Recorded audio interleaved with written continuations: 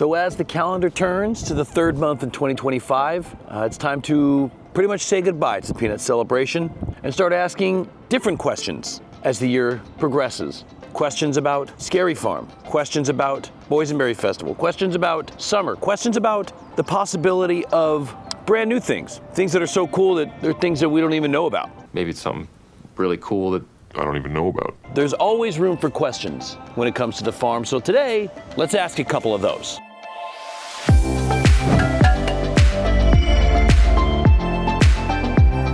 Question number one, as it pertains to the Knott's Hotel, actually. Has anybody stayed at the Knott's Hotel since it finished its renovation?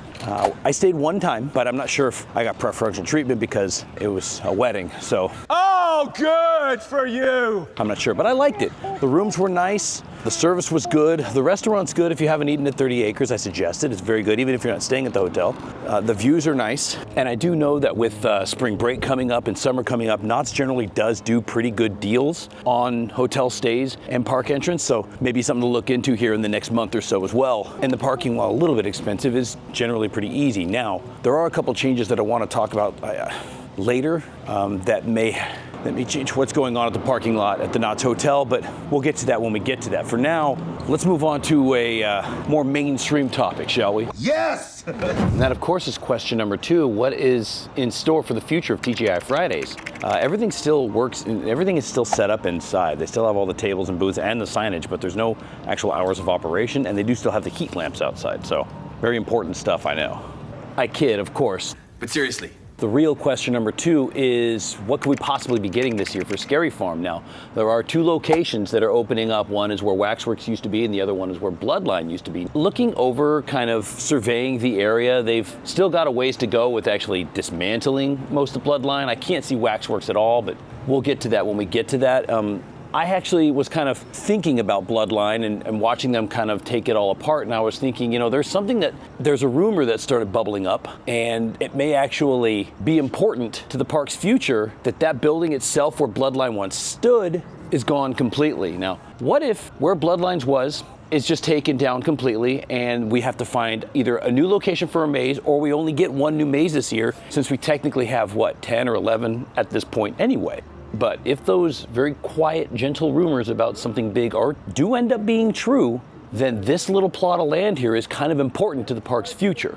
I will get to that eventually. For now, let's quit messing around. Let's actually head into the park. You know, I actually would like to see these in Camp Snoopy when Peanut Celebration is all said and done. Okay, one more question before we actually go into the park, and that is if they're ever actually are they actually going to ever do anything here with all these box offices they have in the front? It's gonna start getting warmer, so you're gonna start baking a little bit more, and the park is going to start opening back up at 10 a.m. again this Thursday, March 6th. They open back up at 10 a.m. The operating hours will go back to 10 to 6. But are they going to do what Magic Mountain did up the street, and that is eliminate a lot of these box offices that they're not really using anymore? They can just maybe keep a couple of them and open this space up, make it a little bit more airy.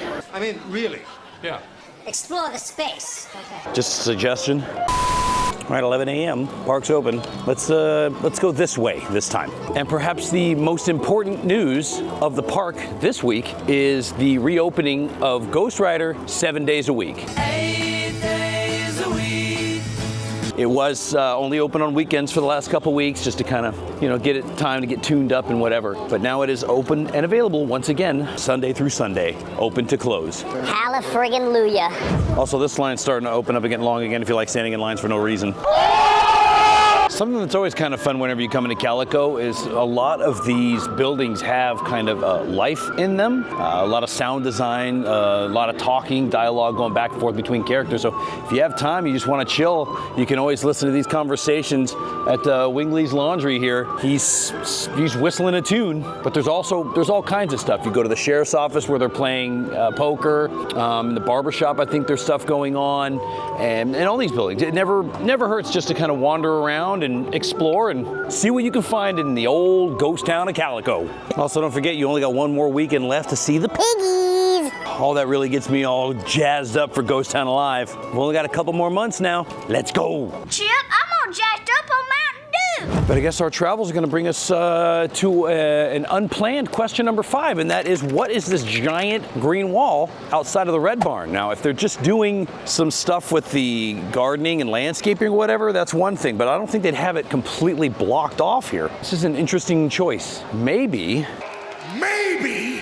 just maybe, we're getting some boysenberry booze stands right here. Wrong! Nah, just more concrete work. Moving on. I gotta ask you, if this is not one of the most peaceful and serene, beautiful places in any theme park in Southern California, what would your number 1 be? Because if it ain't this, I'd love to see it. And I guess we'll make that question number 6, and that's, will we ever see anything done with the Mystery Lodge again? Whether it's a Mystery Lodge show or something of the like. It's been barren back there for quite a while, and they just use it now to house mazes such as Grimoire year-round. So remember when I mentioned earlier that the park hours of operation are going to be extending back to the 10 a.m. open on Thursday?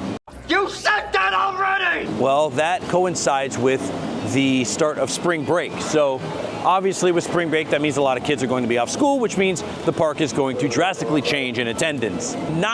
It won't get super crazy at first, but it'll be a slow build. March, they really start doing a lot of the learning groups that they bring through. The schools start to come in, a lot of field trips, camps, whatnot, that sort of thing. But that whole kind of changeover, that starts this week. So remember that. If you try to come in like next week or something, you're like, why is it so busy? Is that what I sound like when I talk? That's why. Spring break starting, but not screen break. Just one more reminder, you got one more weekend to come celebrate with the Peanuts gang one last time. A lot of finality in that sense, I'm sorry. I got all the way to the back of the park and I realized that I was forgetting something. So I'm gonna head back into town and get my cargo. There it is, found it, got it. There's my cargo. She didn't care about me though. Why are you the way that you are? But this doesn't happen very often, but we got here right at noon and there's nobody in line for the coach. So let's take a horsey ride. You wanna go ride the horsies? And like that, we're off to the races. Enjoying it, Harley baby. So another ride on the stagecoach and another adventure. The horse ended up tripping over the line. It's rained and like spooking itself. Obviously I didn't get video of that or anything because I'm not a monster. But it was scary for a second, but we got through it. Everything's fine now. We're all here. We all made it. Harley's first stagecoach ride. She's never gonna forget it. She's never gonna remember it either, so. And we got another couple weeks until we see Water in the log ride again. I think we're scheduled to have it done by the end of this month, the 17th or something of March. It's been a little while. It doesn't seem like it's been that long, but it's actually been a little while. Hopefully they don't go past their deadline like they did last year and the year before that. Hopefully everything is just going smooth and we can expect to see this again in like 2 or 3 weeks.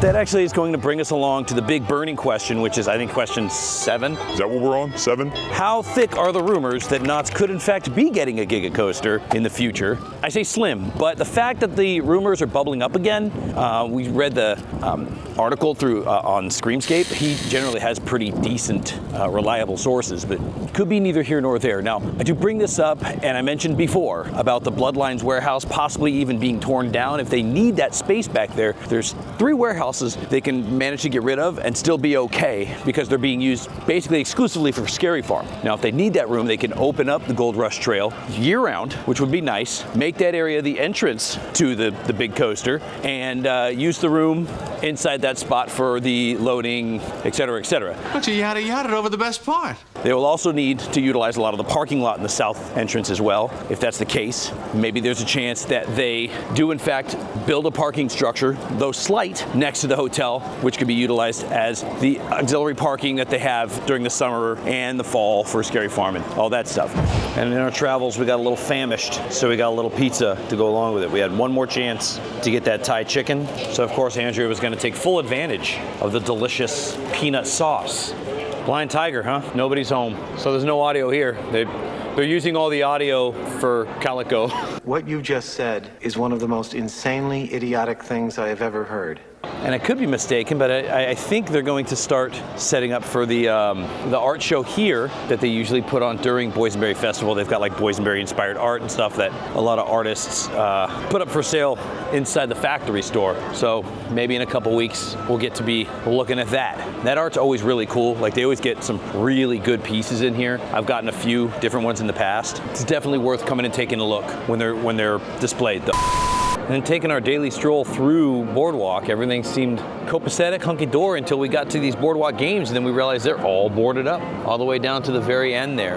There's only one game that's available right now. But it started making me wonder, and it led me to question number 8, and that is, what's next for the Boardwalk games? I don't know if you can see over the wall there, they're destroying the walls back there, so they're actually setting up for something big. So we're obviously gonna be getting new games probably. The question is, does this have to do with the ownership change in the arcade, and is it going to be the same people that run the arcade are going to run these games as well? Time will tell, of course, but if that's the case, I think that's a step in the right direction because we really were needing new games over here for a long time now.